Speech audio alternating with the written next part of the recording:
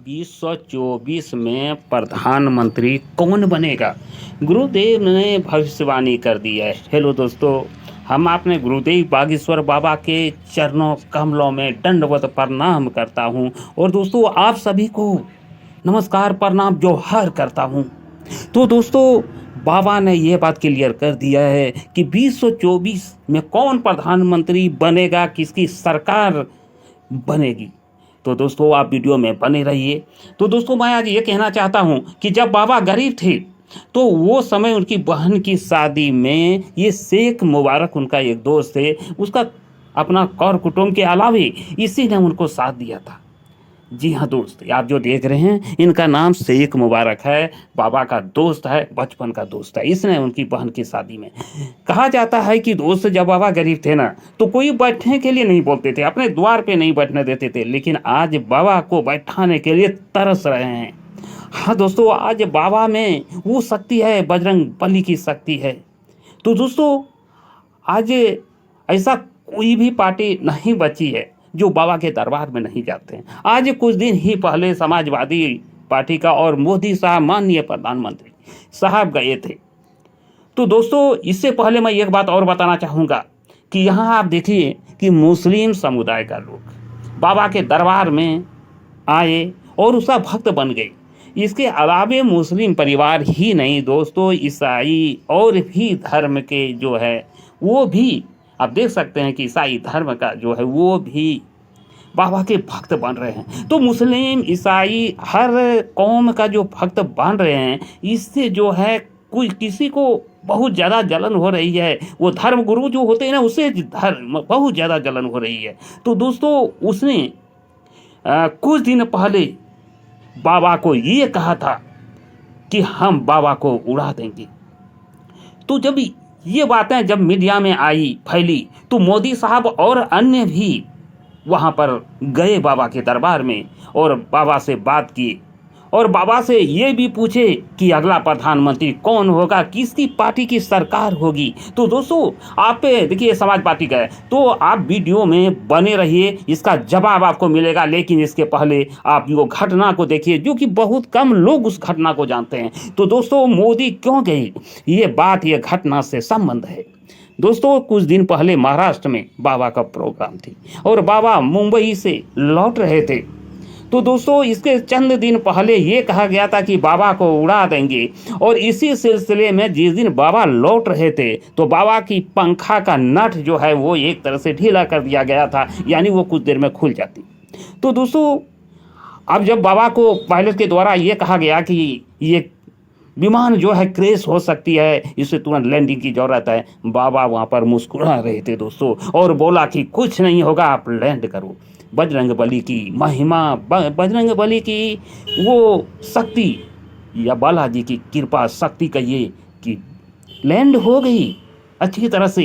और तब बाबा के भक्तों को, हम सभी को जो है संतोष मिला। लेकिन दोस्तों क्या आपको वो बातें याद नहीं आती जब लक्ष्मण को शक्तिवान लगा था तो उस समय उसकी पत्नी को जब ये पता उर्मिला को चली तो वो जोर जोर से हंसने लगी।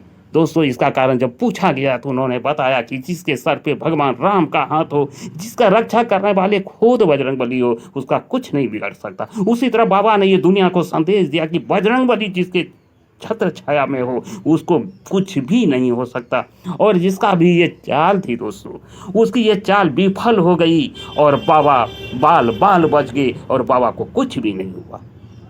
तो दोस्तों आपको अब देख रहे हैं, सुन रहे हैं बड़ा गौर से वीडियो को, क्योंकि आपको बहुत अच्छा लग रहा है।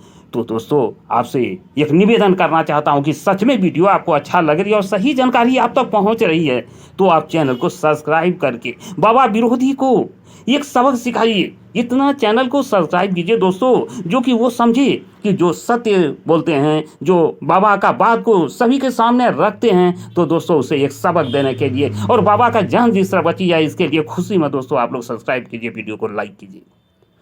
और दोस्तों अब जो आगे बताने वाला हूँ वो तो आंखें खोल देगी, आपको विश्वास नहीं होगी उस बात पे जो मैं आगे बताने वाला हूँ। तो वीडियो को शुरू करते हैं। तो दोस्तों आज बाबा ने 70 से 80 हजार आदमी को डेली भोजन कराते हैं। Per day. और दोस्तों 3-4 साल से लगातार ये 121 कन्याओं का शादी करवा रहे हैं, और इस बार जो 121 कन्याओं का शादी कराएंगे ये भी बोले कि हम मोटरसाइकिल देंगे। और तो और दोस्तों आश्चर्य लगेगा कि कैंसर हॉस्पिटल का भी निर्माण कर रहा है, जबकि बाबा अपने लिए कोई भी आश्रम का भी आज तक निर्माण नहीं की। तो बाबा के पास आज भी पैसा नहीं है। कहा जाता है कि बाबा आज भी गरीब है, लेकिन कहने वाले कहते हैं कि बाबा अरबपति करोड़पति हो गया। लेकिन दोस्त ये मानव सेवा के लिए बाबा एक इंटरव्यू में साफ तौर पे कहा कि हमने कैंसर हॉस्पिटल इसलिए बना रहे हैं ताकि ये गरीब आदमी आवे। दोस्त ये जितना भी बड़े बड़े लोग आते हैं साफ शब्द में सभी के सामने स्पष्ट में कहा दिया कि हम सिर्फ गरीबों का है, हम धनी का नहीं है। और फिर सभी को कहता है कि हमें 10 मिनट इसलिए समय देते हैं क्योंकि 4 से 5 लाख आदमी को इससे फायदा होती है। तो दोस्तों बाबा एक दिव्य आत्मा है। तो साफ शब्द में है, इन्होंने एक बात जो दोस्त आप लोग प्रतीक्षा कर रहे होंगे कि 2024 में प्रधानमंत्री कौन बनेगा। कोई भी पार्टी का आदमी जब इससे पूछा, मोदी रहे समाजवादी रहे, तो साफ शब्द में कहा कि जिस ने हिंदू राष्ट्र का समर्थन करेगा, जो राम को, क्योंकि राम बाबा का पिता के समान है, बोला जो राम का आदर सम्मान करेगा वही पार्टी इस बार राजा बनेगा, वही पार्टी इस बार प्रधानमंत्री बनेगा।